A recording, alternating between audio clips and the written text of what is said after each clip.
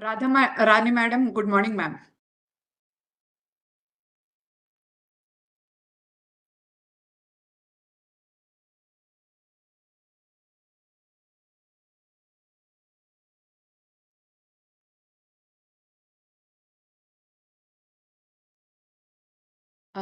All the madams, it's 11 o'clock. Should we start or should we wait for another 5 minutes, ma'am?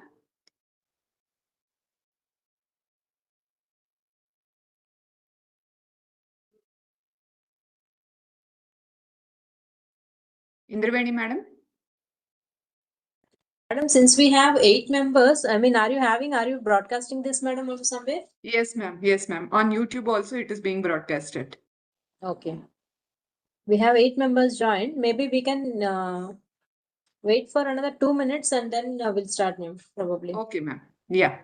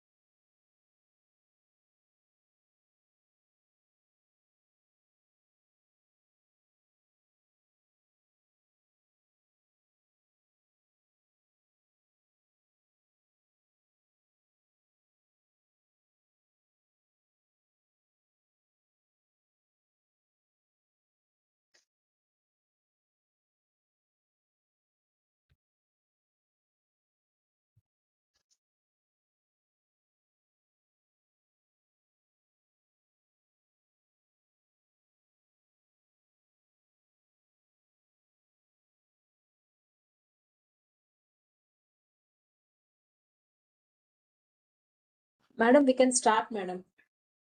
Simi, madam. Okay, ma'am. A very good morning and warm welcome to all the distinguished guests, officials, speakers, and participants joining us for today's national webinar on SecureHer, AI threat awareness and digital safety for women and girls. The Information Security Education and Awareness ISEA program takes this opportunity to extend a warm welcome to everyone present on the occasion. We know that International Women's Day is usually observed on 8th of March every year to celebrate the achievements and contributions of women across the world. The theme for the International Women's Day 2026 this year is Give to Gain. It encourages collective efforts towards creating opportunities, sharing knowledge, and fostering an inclusive environment where women can thrive and contribute confidently to the society.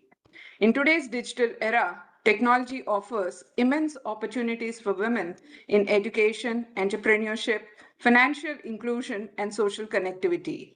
At the same time, the emerging technologies such as artificial intelligence have also led to new cyber risks, including deepfakes, voice cloning scams, online impersonation, and digital frauds. Creating awareness about these threats and promoting safe digital practices has therefore become extremely important. The ISEA program, an initiative of Ministry of Electronics and Information Technology, Government of India, with CDAC Hyderabad as coordinating agency for the National Awareness Program, aims to promote cybersecurity awareness among various stakeholders, including women and girls. In line with this objective, today's webinar, SecureHer, AI Threat Awareness and Digital Safety for Women and Girls, has been organized to create awareness on emerging AI-enabled cyber threats and to share practical cyber safety measures. We hope the session will provide useful insights and empower women and girls to use digital technologies safely and confidently. We sincerely hope that the seminar will benefit the women and girls in understanding the subject and gain useful information and security tips. A hearty welcome to one and all once again. Moving on, I now take the pleasure of introducing Srimati Indraveni CH, Scientist E, CDAC Hyderabad. Srimati Indraveni Chebolu, who is the Associate Director and Scientist F at SecureHer Hyderabad, with over 20 years of distinguished experience in cybersecurity across web, mobile, cloud penetration testing, risk and threat modeling. She has played a key role in National Blockchain Framework project, leading security audits and assessments of blockchain applications and infrastructure. Currently, she leads the security research team at SecureHer Hyderabad, driving security strategies for government and private data centers. An accomplished mentor and educator, she has delivered over 500 workshops and training programs on ethical hacking, vulnerability assessment, information security compliance, auditing, and many more. Her research spans AI security, blockchain, telecom, ICS, SCADA, and cloud platforms. Mrs. Indraveni is widely respected for her technical depth, leadership, and unwavering commitment to strengthening India's cybersecurity ecosystem. May I request you, madam, to kindly deliver the welcome address? Thank you, madam. Very good morning to all of you today. It is my pleasure actually to welcome you all on this special webinar today organized on the occasion of International Women's Day. Yesterday it was 8th March. However, we are celebrating this today on behalf of Information Security Education Awareness Program, which is an initiative of Ministry of Electronics and Government IT, Government of India. I take the pleasure to welcome you all the speakers and the participants to today's session. And I believe that this session today is a very much required session to all the women across working women, and because they are the people who are trying to deal with lot of technology while they work. Equally, they are also trying to use their mobile phones. Lot of safety and privacy aspects are to be known by the women to so that these devices can be used safely and securely. And I think today we had a very good sessions being planned by two esteemed speakers. Madams will be speaking on understanding AI-driven cyber threats targeting women and girls, which is very much important. As you all know, we have this online-based attacks, cyber crimes, and all happening. And women being posting and using a lot of their content on the internet. You'll have to understand how these threats are being posed to women, which are coming out due to these photographs and all.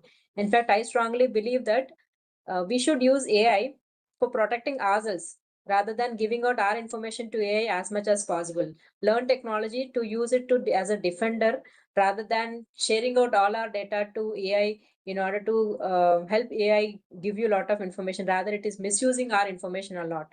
And I'm sure you'll be learning more about these particular things during today's session. And also, there are a lot of women today we have who is working and they're trying to do a lot of online activities like online shoppings and all. There are so many women entrepreneurs also who are individually also trying to do a lot of activities. So it's very important to know about digital finance safety. So today we have a second session planned by which covers on cyber hygiene, safe social media practices, and digital financial safety. So both the sessions are very well been planned, targeting how what should be actually covered for women, and I believe this will be helping you all today in this particular session.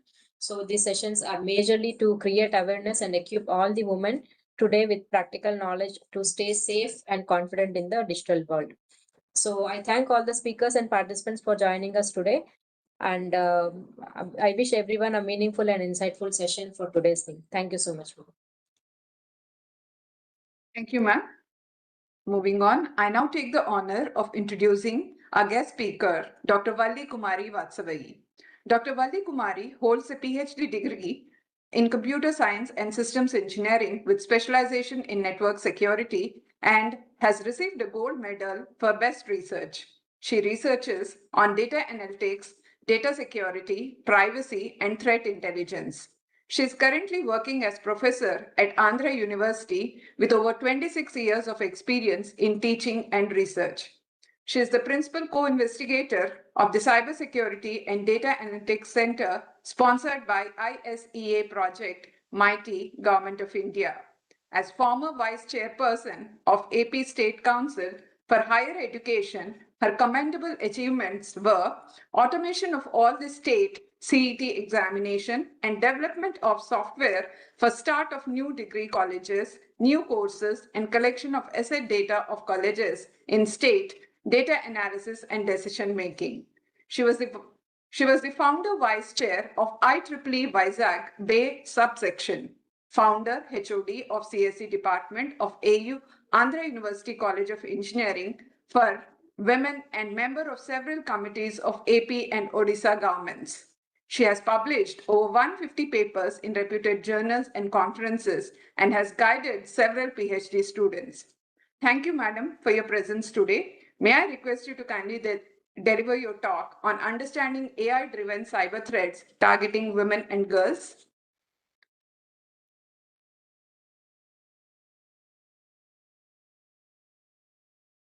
Madam, you are muted, ma'am.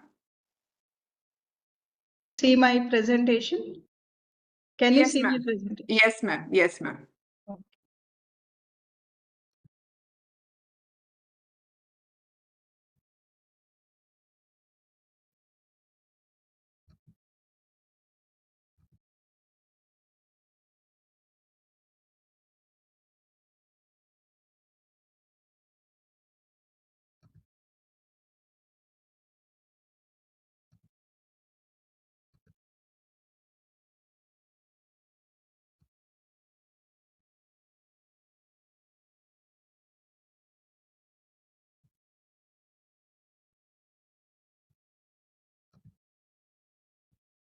Okay.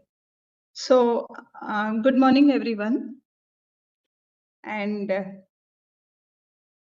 first of all, happy Women's Day, though a bit late, but this is the International Women's Day week. So we can still wish on it. So the topic given to me is understanding AI-driven cyber threats targeting women and girls. So let us explore on how the targeting is done and what is the impact, and later on let us see what are the tools available and how do we really identify the threats. In the sense, how do we identify this is a kind of uh, a target video or a target image kind of a thing. So we'll discuss on a couple of tools that are available. A few of them are commercial, a few of them are free. So we'll just explore on all these issues. So we'll cover the overall landscape first and then go through a very few statistics, because my next speaker, I think, will be delivering a whole lot on the present scenarios.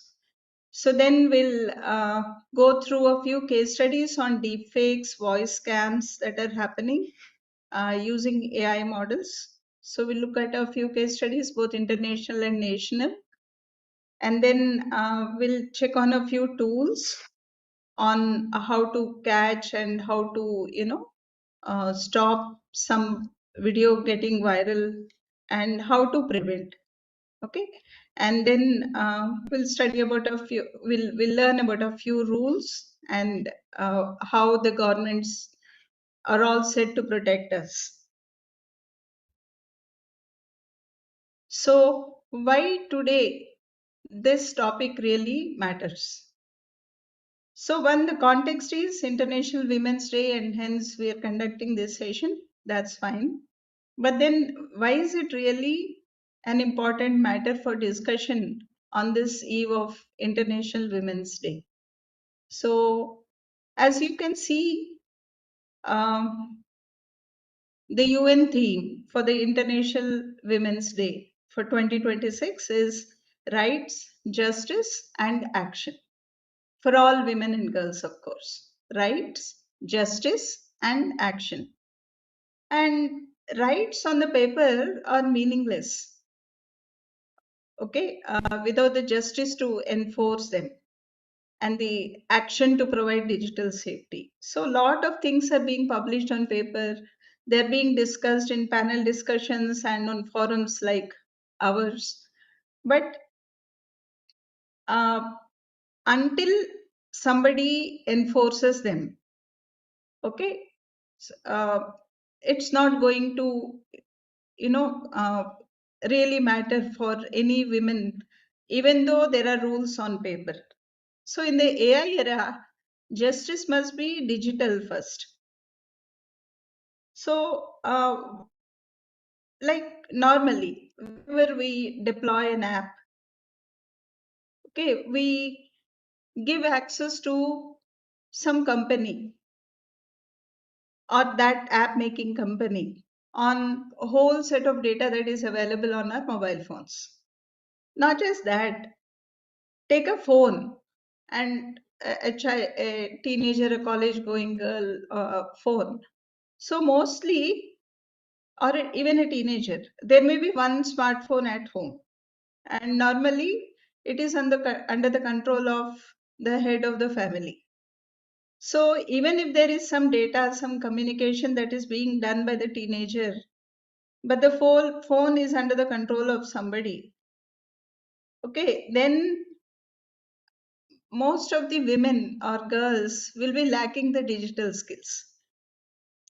Globally, as per statistics in several forums, women are 25% less likely than men who have the basic digital skills.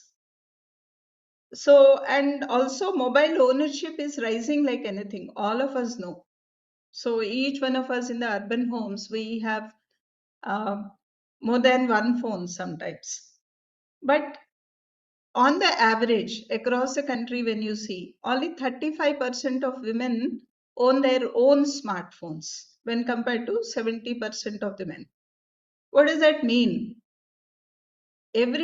Most of the women, most of the girls have their mobile phones, but they're owned by their, heads of the family, their fathers.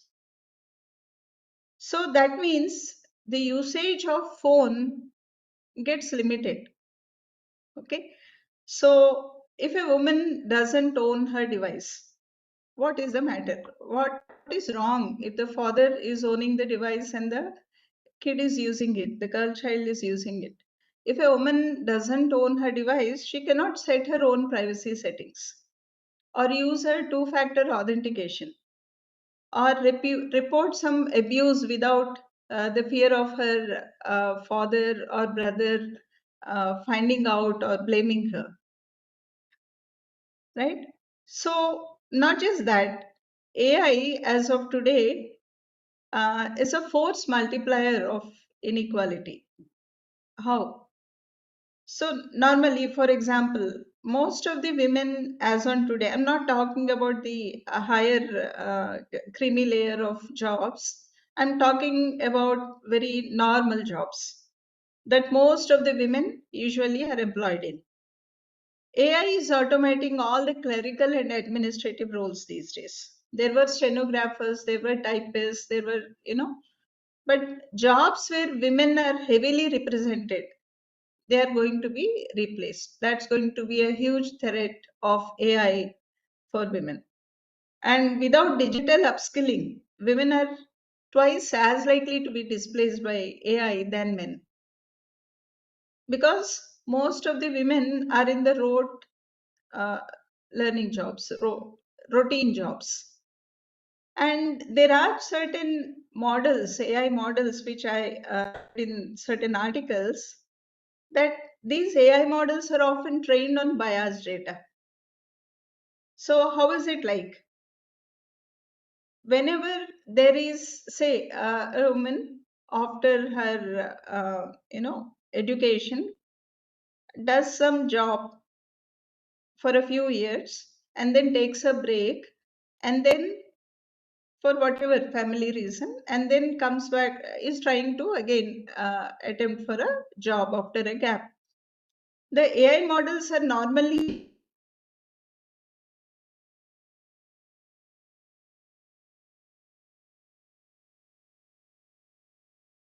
Vali ma'am, your video must have been I mean, you're not audible. It seems to have been stuck. Kindly check.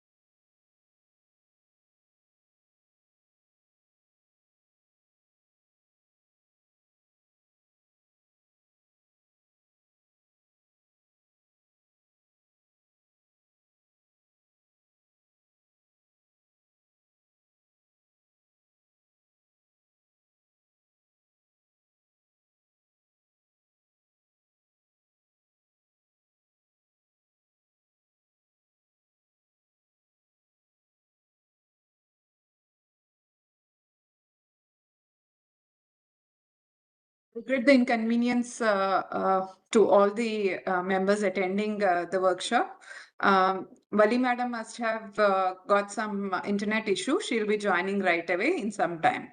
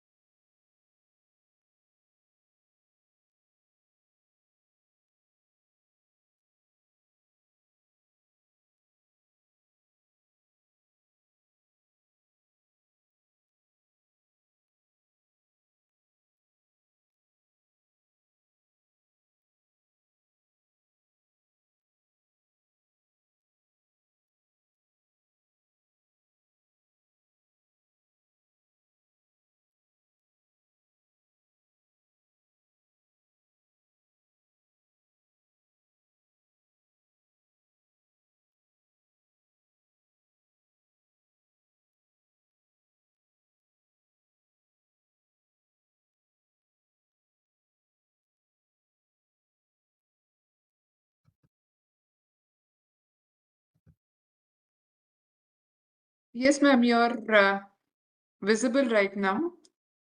Yeah. Okay. I thought there is no activity, so Okay. yeah. Yes. So yes, there is a digital divide uh, because of the access related issues that I was just discussing. And normally, women pay what is called as a safety tax, which has become a normal word these days. They pay a safety tax online. What does that mean? They self-censor. They delete their Facebook accounts, okay, or create a profile with some other name and just be in the space. So that means they kind of self-censor, okay, delete their photos, leave social media entirely to avoid AI-based harassment. So when women leave the digital space, their voices are lost, okay, in the very algorithms that are actually shaping our future. So this becomes a digital divide. You're trying to pull apart because of these AI algorithms, so a kind of a voice divide. Like, let us look at a few issues and applications that are bringing in a lot of rural as well as urban people onto the internet and app platforms. So it is very, very interesting to know how AI has, moved from science fiction to our pockets. I'm not sure how many of you know Star Treks. We used to watch them when we were in teenage. So it was like, very interesting concept. How many of you are aware of it? Anyone? So, but AI now has brought that science fiction into our pockets. So there were Star Wars, Star Trek, uh, series that were running on the TV those days. So uh, in the movies, in those movies those days, universal translators, if you remember, were for space travelers only. But today, as you see, the apps, the ASHA workers in a remote village, they use Bhashini or Health Vani to instantly translate their uh, medical advice into local languages. Okay, I think around 11 languages these apps are written for. And this is all possible because of AI. So this is really bridging a gap that used to take generations to close. So yes, we recently, last few months, PM Modi ji has launched the Suman Sakhi, which is a real-time maternal health support over WhatsApp. Okay, so we need not say the future is coming, AI future is coming. No, it is already in our hands. Even the rural women, they're using it. The Kisan E-Mitra, if you remember, it answers a farmer's questions, right? So like this, we have a lot of applications which are also doing a lot of benefit.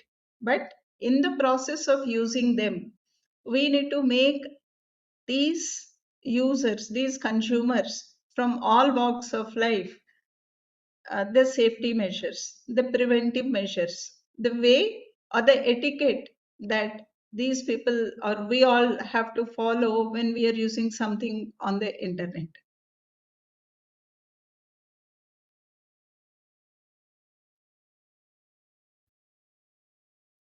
AI has changed the type and scale of the threat when it comes to cybersecurity.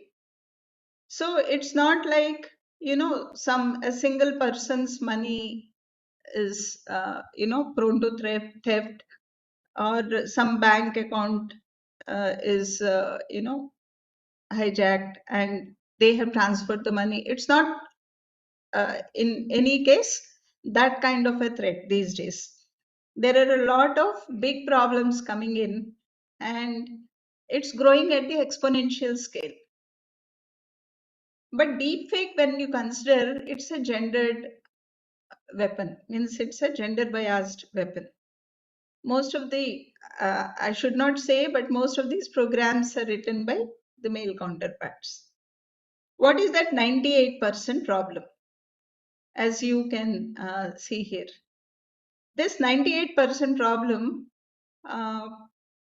actually late 2025, the last year, it confirms that 98% of all the deepfake videos that are found online are non-consensual pornography. And of those targeted, 99% are women. That is a 98% problem when it comes to the context of deepfake. This is not a tech problem. People say deepfake and somebody's video got morphed. That is a technical problem. No, it isn't. It is a gendered weapon. As of early 2026, just last month, the volume of deepfake content online is doubling every 2 months, as you can see here. Analysts have been seen a staggering 900% annual growth rate. Remember, just see 900% annual growth rate in the synthetic media used for harassment since 2023. Just 2 years done, but 900% growth okay, in the media-based harassment. And we also have something called as NCRP, National Cybercrime Reporting Portal. So the complaints regarding morphed images and AI-based extortion in India, according to that portal, rose over by 110% in just 2025 alone. And the vocal threat, voice-based cloning and frauds that are happening. So they have surged by 3000% globally in the last 2 years. Just imagine the scale of the threat, okay? And the types of threats. So the earlier days, 2-3 years ago, when we were on the same platform on the Women's Day, we were discussing something about phishing attacks and SMS-based things. And no, the type of threats have changed their direction. In India, virtual kidnapping scams means using a daughter's cloned voice to extort parents. That okay, so the girl's voice is mimicked using AI, and then the daughter says, I'm hijacked by somebody, you send money to that bank account to the parents, but the parents recognize the voice of their daughter, right? So they think it is their own daughter, and there are cases where money got transferred. So these vocal threat, the morphed images, and all these, they are the most reported AI crimes these days. So what is the psychological impact? 1 in 4 women who experience AI-driven abuse report fearing for their physical safety. Okay, so once they face this kind of a threat, psychologically they are down. Wherever they go, they still think somebody is watching them. So what happens on a screen has deep real world consequences. So it doesn't end just with that bank money transfer or, online threat. And one other thing is like the numbers as you look here. So these numbers are like a siren. That means 99% of deepfake targets are women. We have to admit that this technology is being used specifically to silence or shame and control women. So yes, we can actually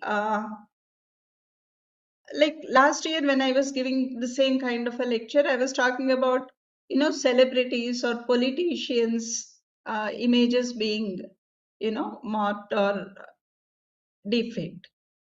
But now it's not that. Now we are talking about college student next door or the professional women in our offices whose LinkedIn photo was kind of notified by an AI bot in seconds, right? So as you see, not just women, even teenage boys, they're also many men, they're also under threat. But as of Women's Day, we're focusing more on the women, and as you can see these statistics, 98% of the problems are for women. Why women? Well, so there are several, in the digital world, AI isn't just a neutral tool. So because 99% of the deepfake victims are women, then we can very thoroughly say women are being targeted. Right? So in the Indian context, for example, for a local touch, nearly half of the women worldwide, including millions in India, still lack that specific legal protection from this type of digital only abuse. So that means the only way is to take precautions on the personal front. That is the only first line of defense. So hence these types of webinars, these types of workshops are becoming important. So AI is no more like hacking, password hijacking, or something of that sort. Okay, so it is all about AI has moved beyond the hacking your passwords. Hacking your reality now is what is the norm. So that means a single synthetic image can destroy a reputation. Some image synthesized and put on the net, it can destroy a reputation, silence some voice, somebody's voice, or cause real world trauma without ever touching a physical person. So now that we have seen what AI can do to our data, we'll see exactly like how it is being weaponized in the real world to target our voices, our families, and our peace of mind. So as you can see here,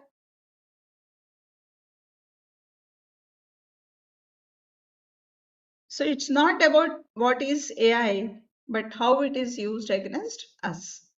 Let us look at a few already published cases. So deepfake related violence is not fake anymore. We shouldn't say fake, but it is a real thing that is happening on women. It's a digital first assault that uses a woman's face to create certain unwanted images, causing real world psychological trauma and social isolation. So we have seen the celebrity Rashmika's case an year ago. So there is something called as Grok AI scandal. Elon Musk. Okay.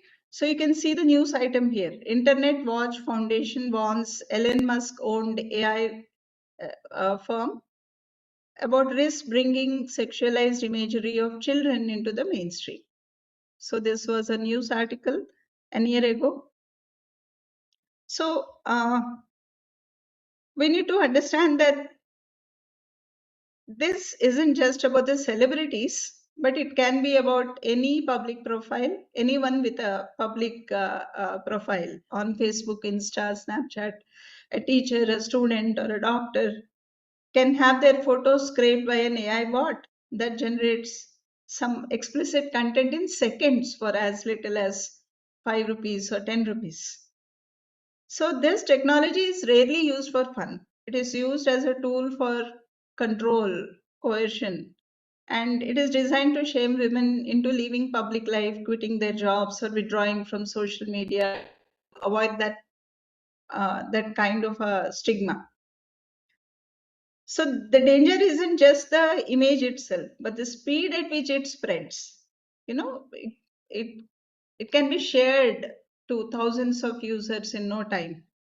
By the time a victim discovers the content, it has often already been shared in the local WhatsApp groups or community forums or other social media platforms, making the social damage immediate. And most of the times, you cannot go and keep explaining to everyone that this is not mine, this is what has happened. We cannot reach out to everybody like the message has reached out. So it's often irreversible. And so this Grok AI scandal, it's a high profile platform failure.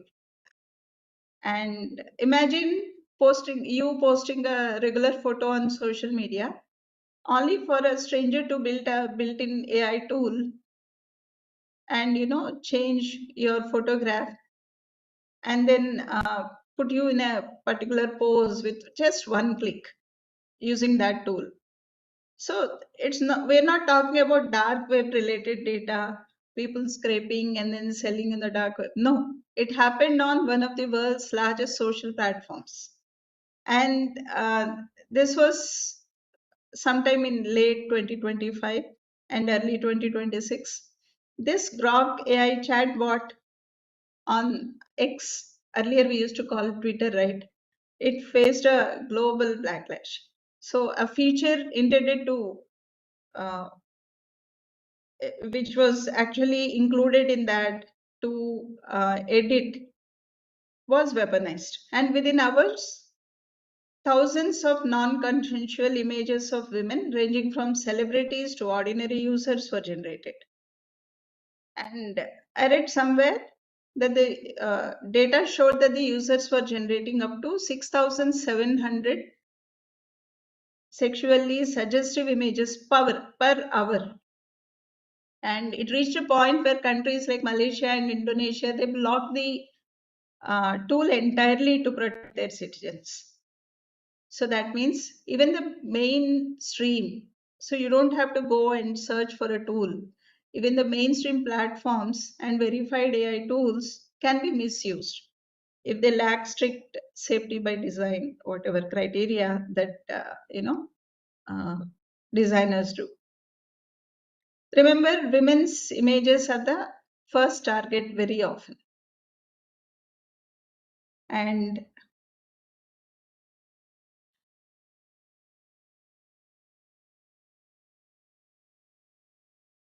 so in India, the threat isn't just about privacy, it's about digital character assassination. In a society where, for us, the honor matters a lot, and it is tied up to a woman's public image. Now here, AI is becoming a silent predator. So according to NCRP website, online crimes against women saw 118% rise, leading into 225. Most of them are morphing cases. Okay, most of them are college-going students or professionals whose photos were found in LinkedIn or Instagram photos. So yeah, in IT Act 2021, it mandates that platforms take down such content within 24 hours. But who did that act? They are anonymous most of the times because they make use of VPNs, and they can't be punished. It is very difficult to catch hold of them. So the deepfake abuse is also being in most of the articles, most of the magazines, called as a virtual rape and used to silence women, or when somebody is growing, they're becoming more and more celebrities, or they're progressing forward in the business. So this is one way to silence women and push them out of the digital spaces.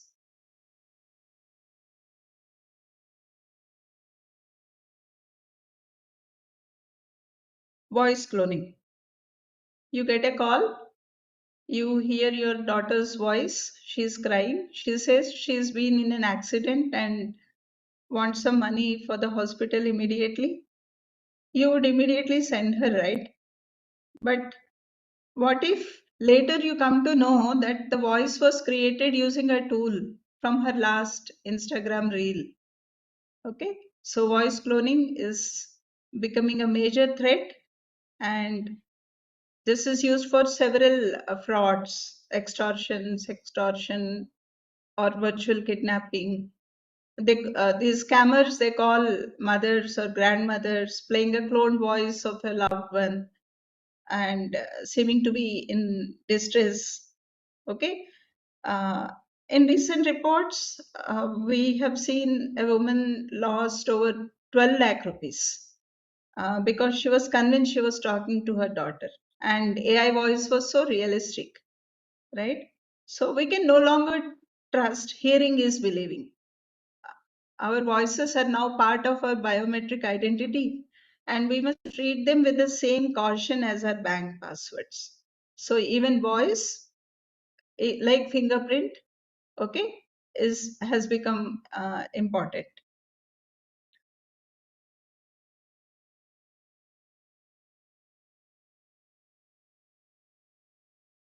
So here is a clipping of the article. Then AI enables stalking. You see? So stalking was like, a couple of girls standing on a road and a few boys stalked them standing on the bikes far apart. That was a plain sight. Okay. So now it's all different. Stalking has moved from those shadows to the plain sight, where every day wearables like AI smart glasses and your fitness trackers are being weaponized as a to track or to identify without a single camera lens ever being visible. So like smart glasses, they're a threat. They look like ordinary Ray-Bans or other brands, but now they can house 3K pixel cameras and AI that can live stream your face into the social media or run a facial recognition to dox you. Okay, in real time, that too when you're walking in a park.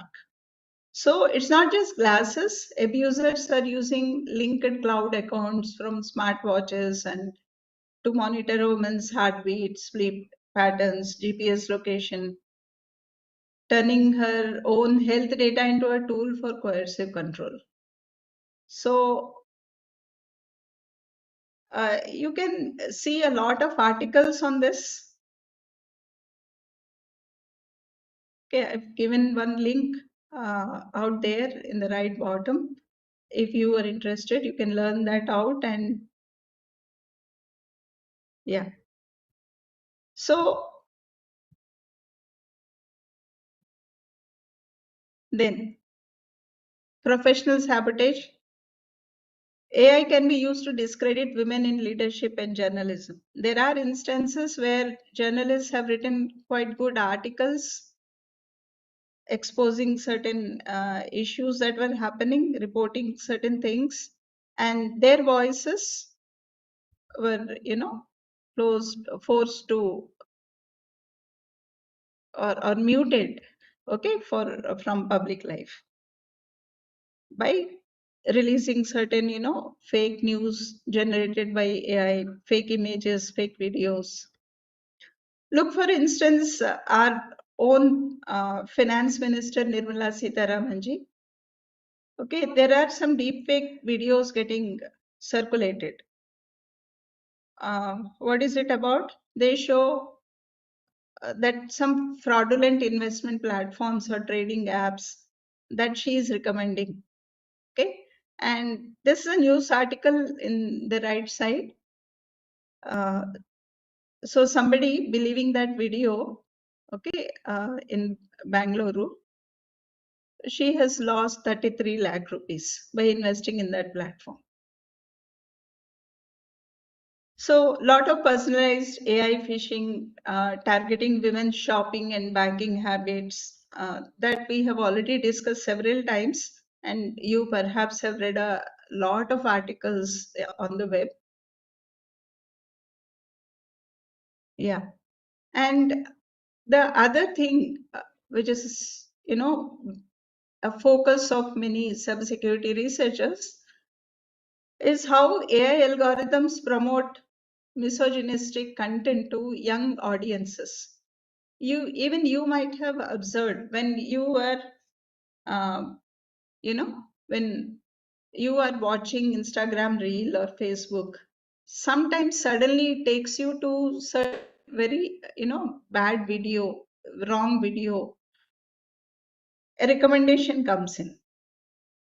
Okay, so these AI algorithms, they promote misogynistic content to young audiences by prioritizing their engagement rather than user safety. So by creating a rabbit hole effect where initial innocent searches, they're then directed to extreme and hateful material from the manosphere.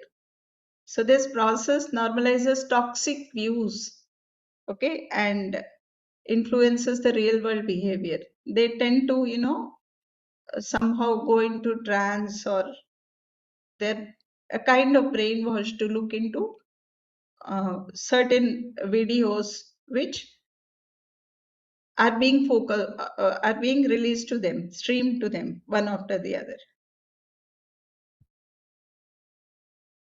Then beyond the screen, so once they face some kind of a problem, there is anxiety in the women, girl, or even the boys, some self-censorship as I discussed in the first few slides, and then withdrawal from the social media. So there is a new psychological term, doppelganger phobia. So women are reporting a deep sense of identity trauma or paranoia after seeing AI versions of themselves doing things they never did.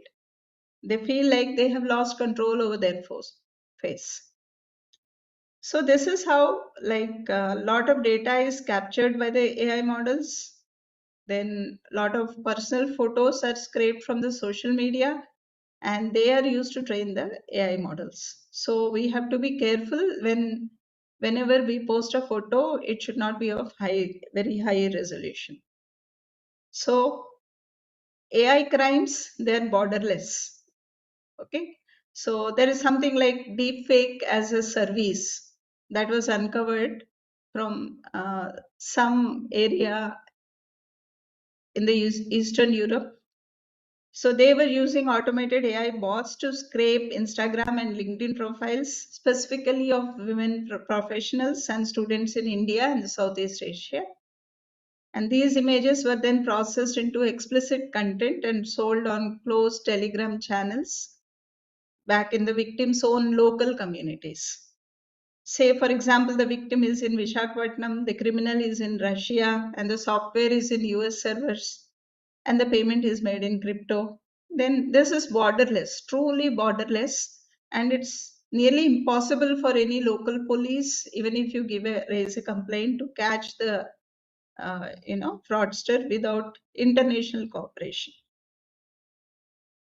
So this is how the women or internet users in general are being targeted using AI models.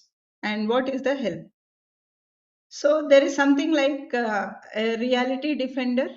You can go and search the website. There is some free version too, limited version. It's a media verification tool.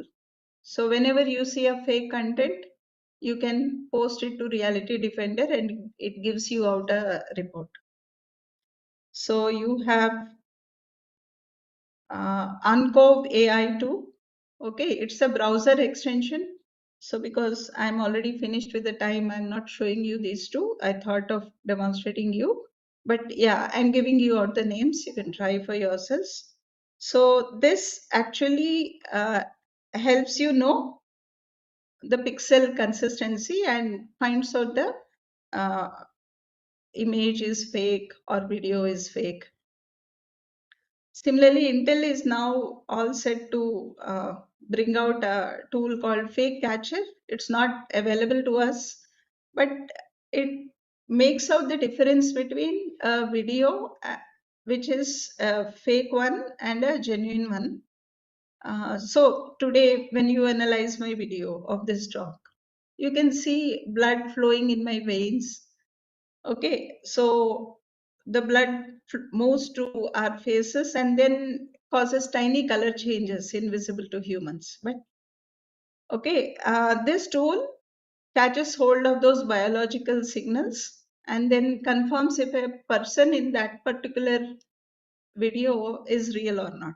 So as of now, it is not free, but maybe very soon, along with our machines, we may get this tool along with the OS or any kind of an app.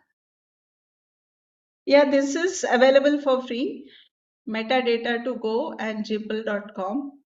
So you just need to upload the photo, okay, whichever was sent to you, and then find out whether it is fake or not. And if you see some viral video which is to be stopped, you can go to stopncii.org, okay, and then you don't have to upload that video. You create a hash of it and then upload the hash, and yeah, immediately a circular would go to all the social media platforms where the viral video is now getting circulated, and that will be stopped. Similarly, from our side, what can we do? So go to the settings and privacy menus and then do the privacy hardening. Okay, so see who can see your data, who can follow you, and if somebody is following you, you would not like him to, you just unconfirm, unfollow. So you can do all such things by properly configuring your settings, security settings and privacy in your Instagram, in your browser, wherever, in your Facebook.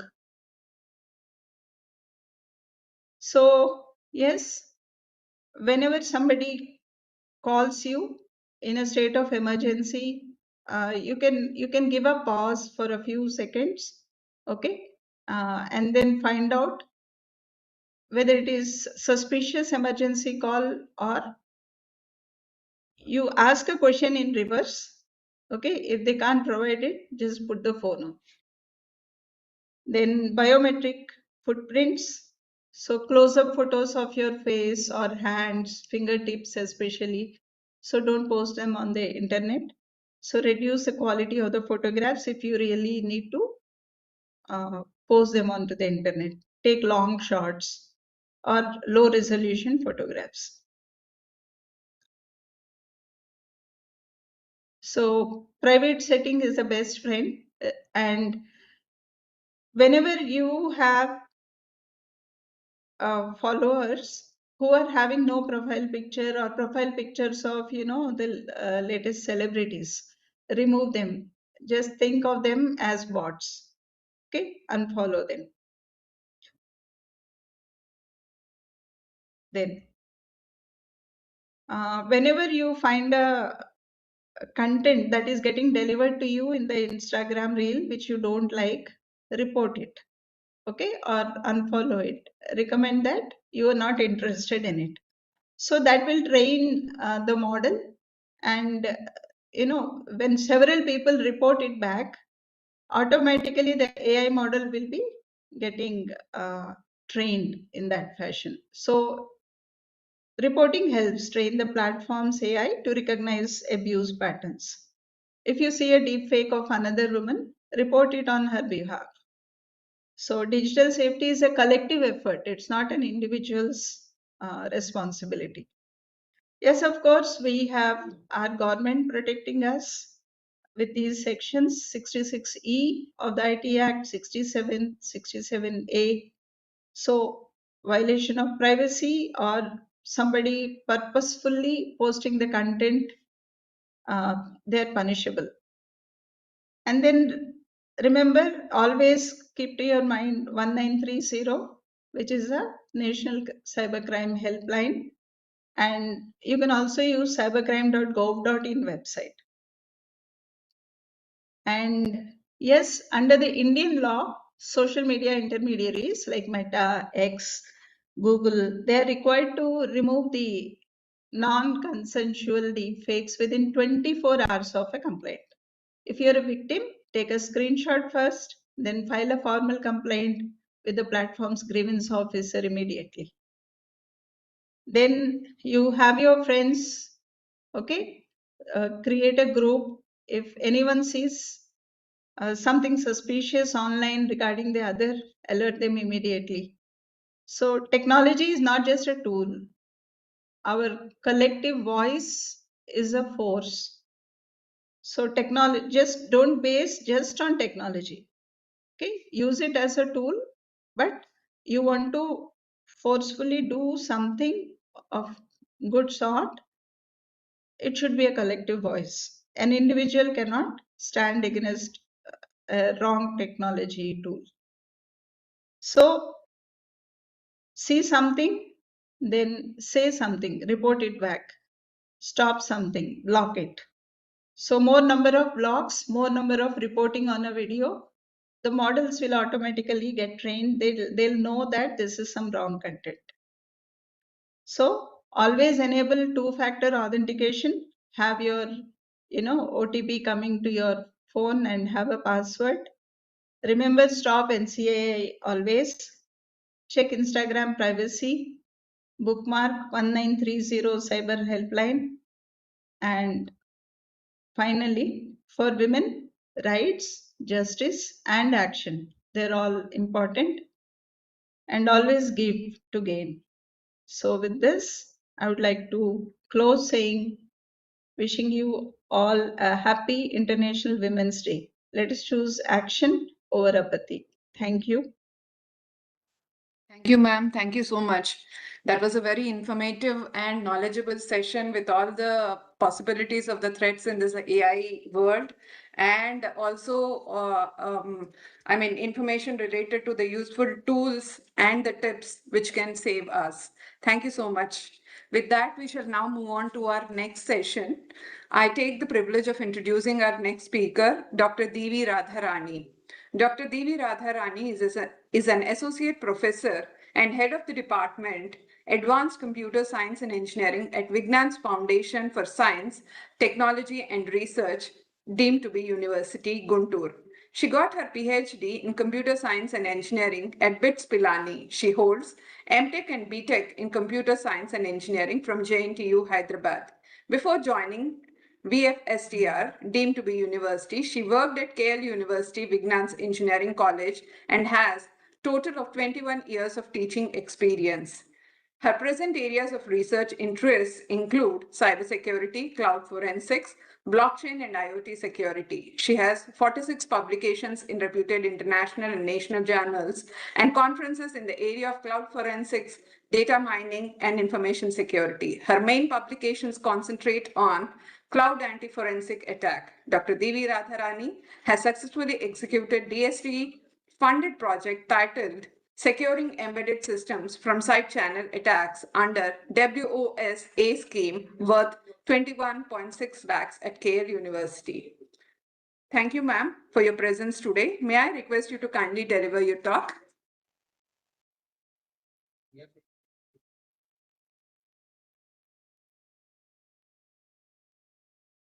Ma'am, you are not audible. Radharani, madam, you are not audible. No, ma'am. Vali, ma'am, are you able to hear Divi Radharani, madam? No, madam, no. Ma'am, you are not audible, ma'am. Radharani, ma'am. No, madam, I can't hear her. Yeah. Neither can I. So I was just confirming.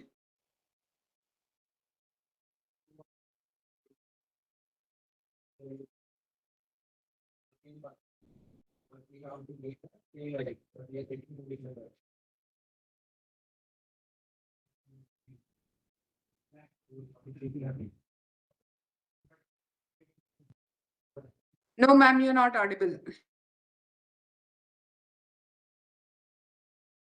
No, even now you're not audible, ma'am.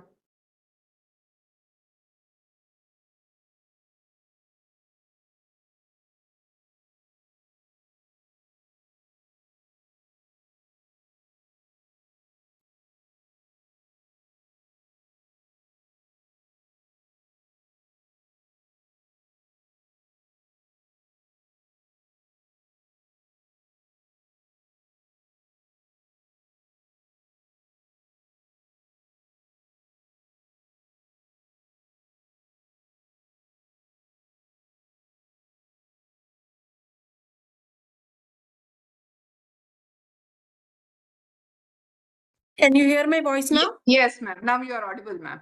Yes. I'll be sharing my presentation. Yes, ma'am. Can you see my screen, ma'am? Yes, I can see your screen, ma'am. Yeah, thank you. Thank you so much. Thank you for giving me this opportunity. I'm very thankful for CDAC team, and also I'm very glad to hear Vali ma'am presentation. And today I'm here to present cyber hygiene and safe social media practices and digital financial safety for the women and girls. Okay, myself, I'm Dr. Divi Radharani. I'm head of the department Advanced Computer Science and Engineering, BFSTR deemed to be university. Now, So here I'll be talking about in my presentation all the preventive strategies, how we can apply. So we have already seen Vali ma'am presentation, like how AI is coming into the picture for performing different kinds of threats on women and girls specifically. So I'll be talking about what are the preventive strategies that we can apply so that our data will be protected well and we are not prone to such kind of cyber threats. So what we are in reality facing us. So I'll be quickly going with my presentation. Like this slides is showing that as per IAMAI reports, than women were using internet a lot. This is because some reasons like the usage of data is cheaper and everybody are owning their own smartphone devices. Smartphones, it can be any kind of a device, not multiple wearable devices also in this real world.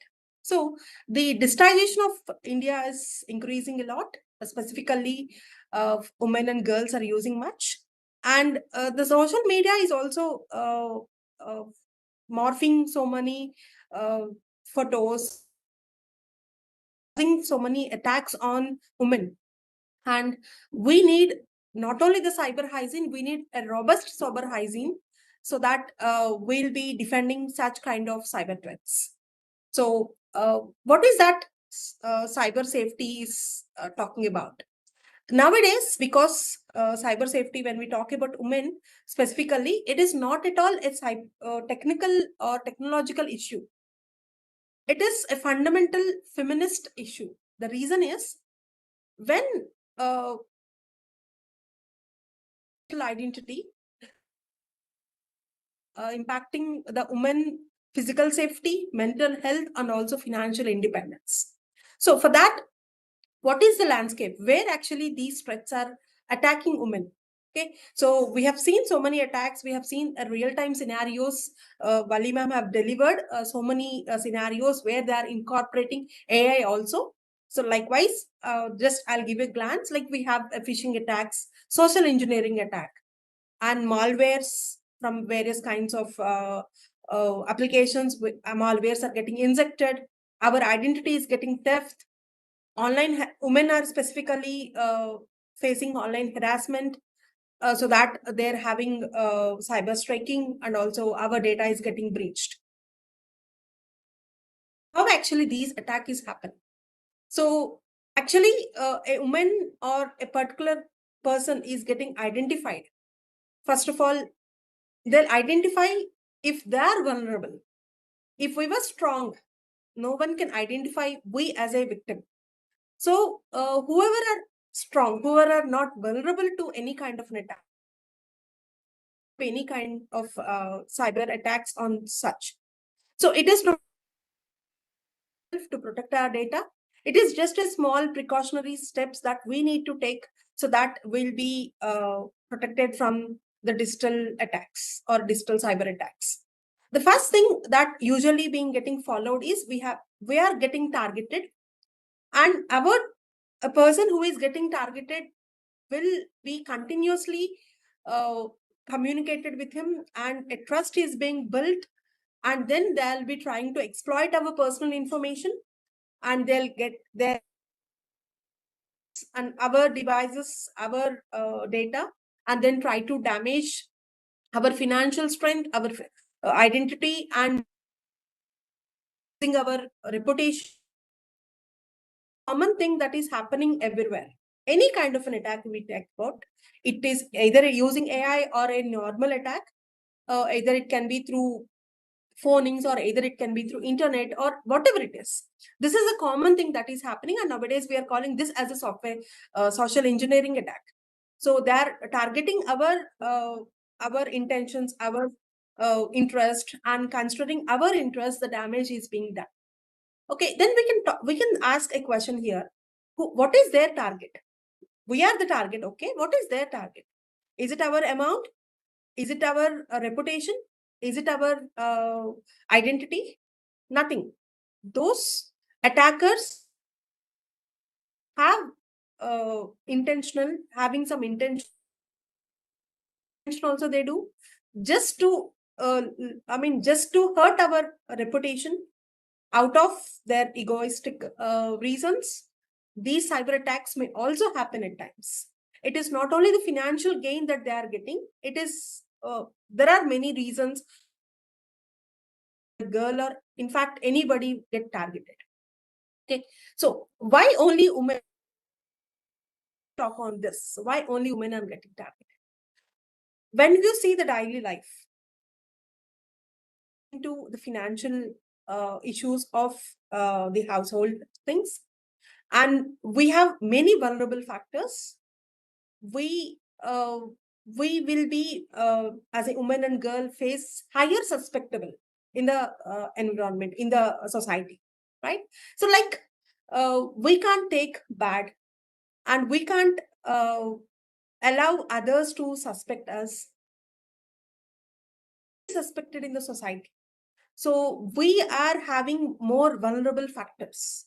And the ultimate thing is we feel shame to report any kind of crimes that is happening on a woman. Okay, because we think of,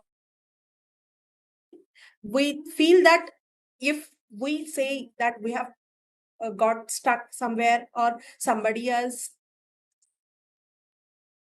or our photos have been leaked to somebody else, to report what woman is very much scared to report that.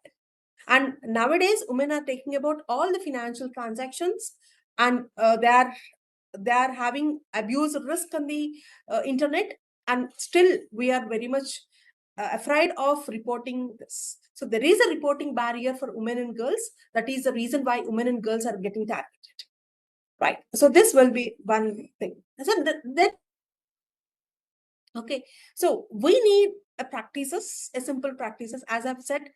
Following the practices to protect our data, to do well in the digital environment is not a rocket science.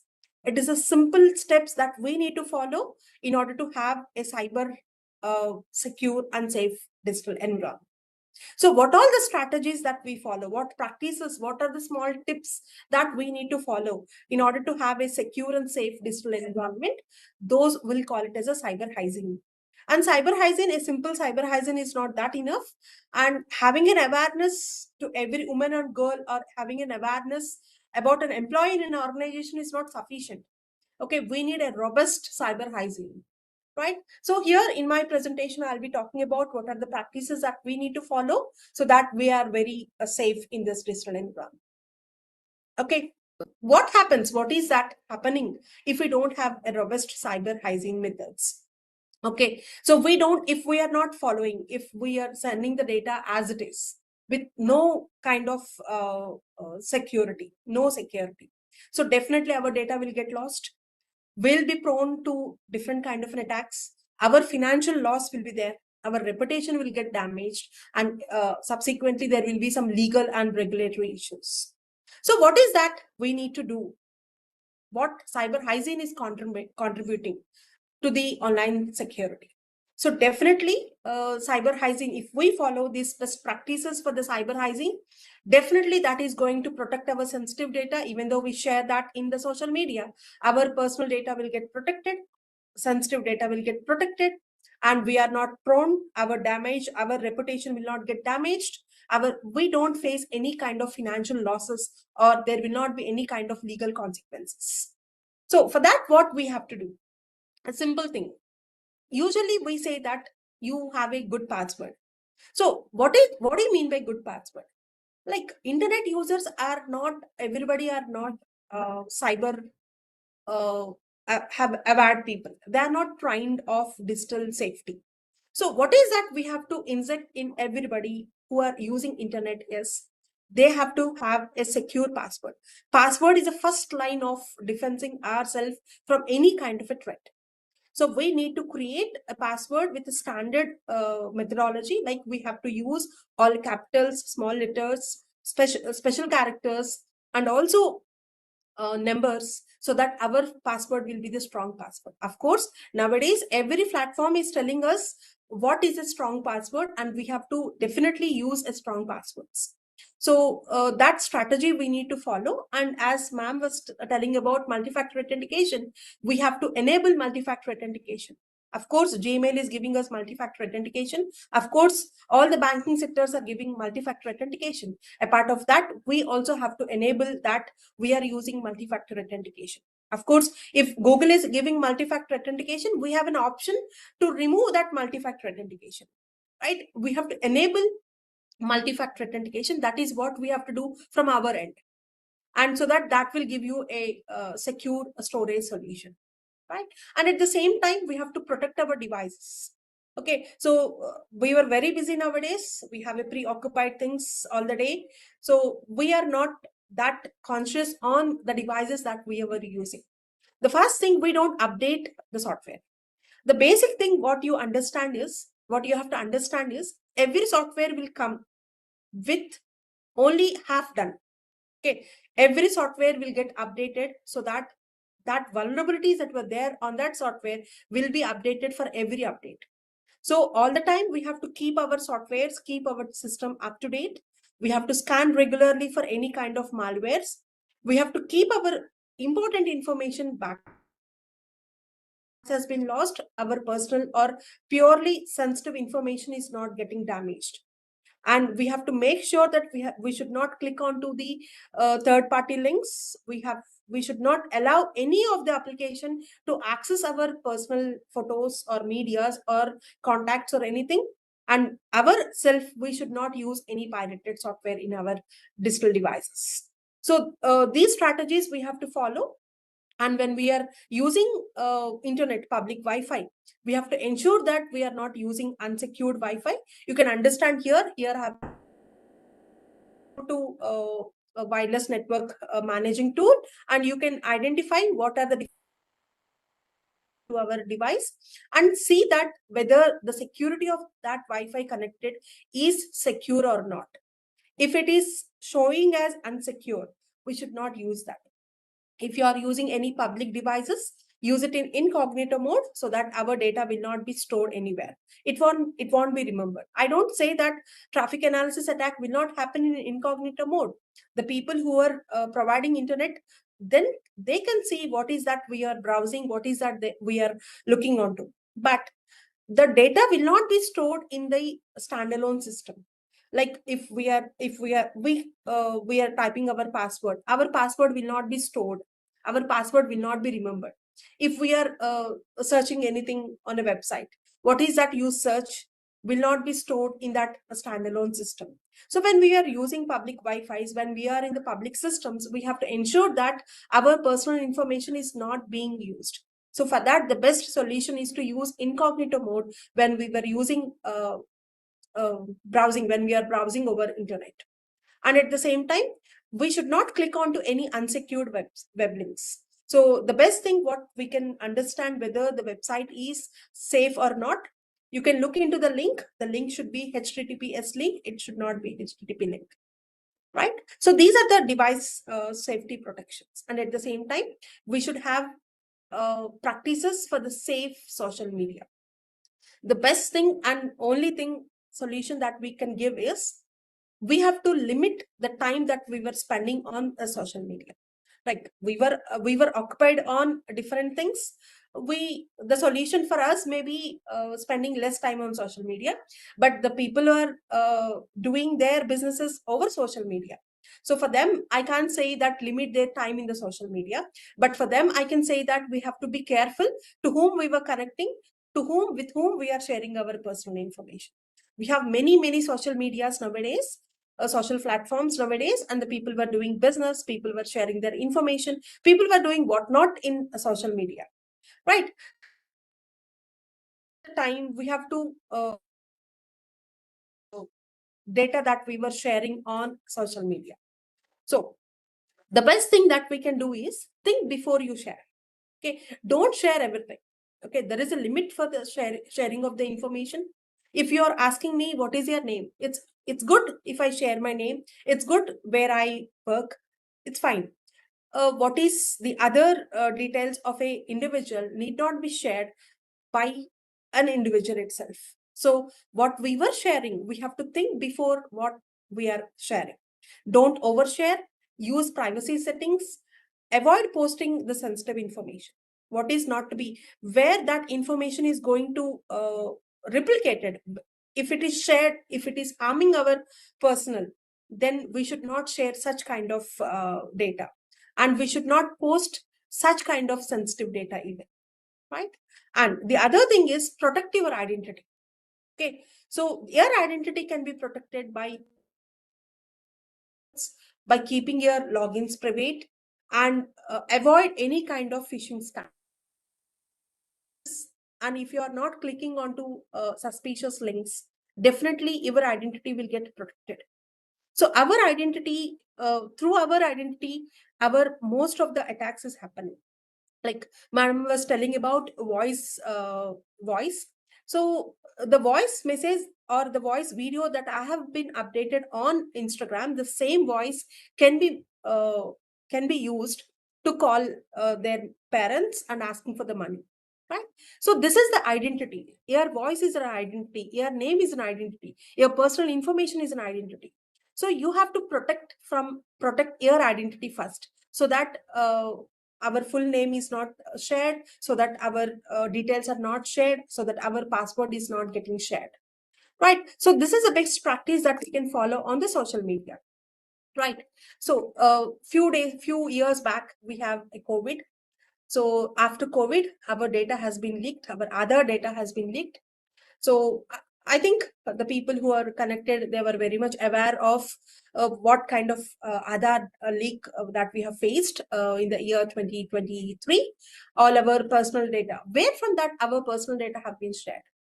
If you remember, when we have taken the booster dose or vaccines of COVID-19, we used to share our certificate of getting vaccinated over the social media. Data has been hacked in the year 2021 itself, and the people were starting attacking on our biometric and stealing our stealing our monetary benefits and all. Okay, so what is a preventive step that we can do as per biometric is through Aadhaar card only we are sharing to the public our biometric information. Okay, the others, of course, we'll give our biometric information at our universities, at our workplace. So that may not be shared to other, because the organization also will take care of privacy of an employee. So definitely that information will not be shared. But what is a public platform where we are sharing our biometric information is through Aadhaar website. So the best that we can do is we have to lock our biometric. But your biometric going to a register office, when your biometric is not working, you have to make sure that you don't unlock your biometric permanently. You can unlock your biometric for few amount of time, so that in that duration you can give your biometric. So if I suggest this, then you may be facing some problems when you're going to registration office or some other places, government offices, where they will be asking to authenticate yourself through biometric. So in the Aadhaar website itself, you have an option called as to lock or lock biometric. This is the best way to keep your identity secure, right? There are many scams. I need not tell. We were facing so many scams nowadays. Like we have phishing mails. Don't click on phishing mails. Don't click on the malicious links. So if you find that there are any kind of malicious links, definitely report. Like how to report? This is one question that rises into many. Like in Gmail, when you are looking onto any kind of phishing mails, so how you are understanding that it is a phishing mail? So this is what I have presented here. Have your understanding that this is a phishing mail. They'll be requesting your personal information. They'll be asking your personal individual. Only individuals will be targeted, not to the general. And there'll be some malicious content in that. Content links will be there, and those things you have to report. How to report if you are receiving such mail? In your mail itself, at the right corner, you will be you could able to see 3 dots. Click here. You'll have an option called as report phishing. If coming onto your Gmail, click this and report this phishing, so that this phishing mails will not be forwarded to somebody else. So this is how you can prevent from phishing attack. And of course, we are all attack where we are getting phone calls, information, asking for our name, asking for our financial details, asking for what is that, what is your where you're working, like as if they were from bank, as if they were from network providers like Airtel or Jio, something like that, as if they are from the banking sectors. They'll be calling us and they'll be asking us some kind of information, so that our information will get leaked to them, and that information they can use to do some kind of malicious things to our account and all. Like we can talk about smishing, where they'll give a message. In that message, there will be a suspicious links, and those suspicious links, our personal information will be lost. So for that, what we can do, personal data over phone or through any kind of links, personal information. Before answering that call, we have to identify what from where you're getting a call, and you have to always check the phone number of it. Okay, of course, nowadays the telephone network service providers, mobile service providers are giving us an alert that it is a spam call. Okay, at times even the Swiggy is a spam call. Even that, it doesn't mean that we should not lift spam calls, right? So we have to lift, you have to use, but be careful when you are using. Block all your calls and ensure that you are not trusting anyone. Okay, zero trust is the best option. You should not trust anyone through digital world. Okay, the main thing what I want to talk today is about cyberbullying. Like we were posting our information, and we were posting our photos, we were posting our videos through Instagrams or Facebooks or whatever the platform, social media platform that we have. And definitely this cyberbullying is being affected by the children between 7 to 18 years, right? They're getting embarrassing through this online technology, like electronic technology. So what is that we can do? You have to teach our students, you have to teach our kids, you have to teach our children what to do when we have a cyberbullying kind of an attack on an individual, how to respond to this cyberbullying. The first thing that we do is we'll be very much worried. Something is happening, something is doing and all. Okay, the first thing we have to teach our children is to intimate what happened online to the parents. We should be very calm. You should not respond to such kind of um, calls or something like that. And we have to first block in our devices. If they are sending any kind of abuse kind of messages, we have to take the screen, right? So we have to report. There will be a separate organization for anti-bullying kind of a thing. So you have to report to such kind of an organizations, and we should not feel that we shouldn't report. Of course, the government of India is also doing an action that every woman can report by disclosing their personal information, like by disclosing their name and thing. Without disclosing our name also, we can report to the website, saying that there are some cases, there are some cyberbullying or some cyber crimes has happened. Without revealing our identity also, we can raise a complaint. So I'll be showing you that website where we can raise those complaints, right? So for that, how we are going to protect your child from such cyberbullying? Okay, the first and foremost thing that we have to do is, every child is nowadays having an social account. Okay, social platform account. Frequently, we have to check their account. Okay, what is that they are doing? What is that they are browsing? Okay, what is that their social concern? To whom they are sharing the information? That we have to frequently check in our children's accounts. And we have to educate what is an importance of having a secure communication, to whom we have to talk and to whom we have to not to talk, what should be private and what should be public. them, we have to ensure that they are doing the same.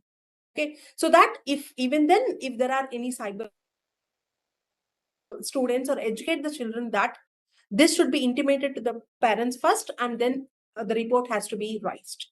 Right.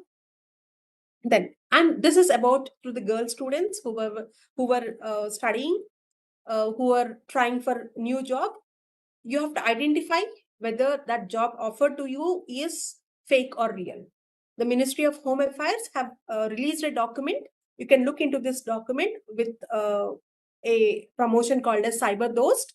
They are giving so many tips here to understand whether the job that we are offered is a fake or a real job.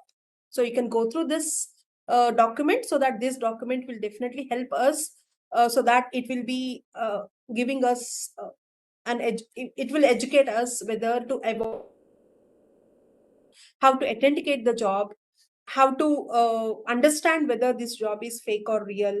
All these things we can understand out of this document. I that everybody have to go through this website before, or this document before understanding, or before taking the job from websites.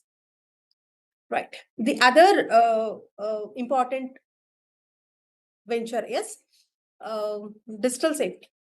Only through our credit cards and debit cards. Okay, so digital safety through websites or through e-commerce sites and everything is fine. But when we were doing payments, how we are doing payments? Okay, to whom we were doing payments? Whether in what method that we were following? Okay, so is through that digital payment our personal data is getting leaked? Is our transactions that we were doing is safe or not? These all things we have to take care. When we using our phone pays or UPI accounts, we should be very much, we should not use public Wi-Fi's when we were using UPI apps. When we are using internet banking, we should not use any website with HTTP links. We have to use only HTTPS links. Frequently, we have to check our bank statements, so that our data, our financial transactions have no debit transactions without our knowledge. Okay, so we have to report immediately all these, and we have to file a complaint to a cyber police if we find any kind of unknown transactions in our account. Okay, so this is where we can report our cyber crimes. So we have this National Cyber Crime Reporting Portal. Here you can report or register any kind of a complaint. The complaints relating to financial, cyber crimes, or women or children related crimes can also be reported here. And when we are reporting here, you can also report without your identity. Okay, without your identity, even you can submit, so that those cases will also be dealt by this cybercrime reporting portal. Okay, so this is also being given by Ministry of Home Affairs, Government of India initiation. A part of these initiations, we have so many cyber police stations, so many awareness camps where ISEA is also promoting. Okay, we have a cyber aware digital nagarik in these websites, ISEA websites, and we can frequently look into this. They'll be telling about what are the MGOs, how teenagers are getting hacked, or teenagers' information is getting leaked. They are getting harassed. All these informations that we can get out of this, and we will be aware of what is happening in our net out.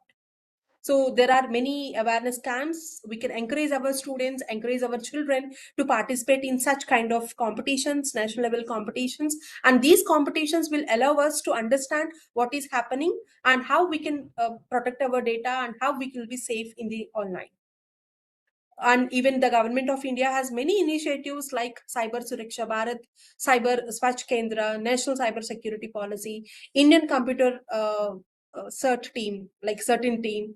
Okay, all these are the central agencies which is keeping our data, trying to keep our data secure. And we also should have an awareness and ensure that we are also safe, and we should educate others as cyber engineers, and we have to ensure that everybody are safe in this digital world. Thank you for giving me this opportunity, and I take this privilege for choosing me to deliver this talk. Thank you, ma'am. Thank you so much. Thank you, ma'am. Thank you so much for sharing the important and essential cybersecurity and cyber hygiene related tips that will surely, if the audience follow and take their inputs, will ensure that they're safe in the current digital world. So thank you so much once again for your valuable inputs and information. With Thank you, this, ma'am. Thanks. thank you, ma'am. With this, we have now come to the end of the session. And before we leave, I take the privilege of delivering the vote of thanks for the event. I thank our distinguished speakers of the workshop webinar today, Dr. Valli Kumari Vatsavai and Dr. Devi Radharani. I thank them for the valuable presence and the knowledgeable talks.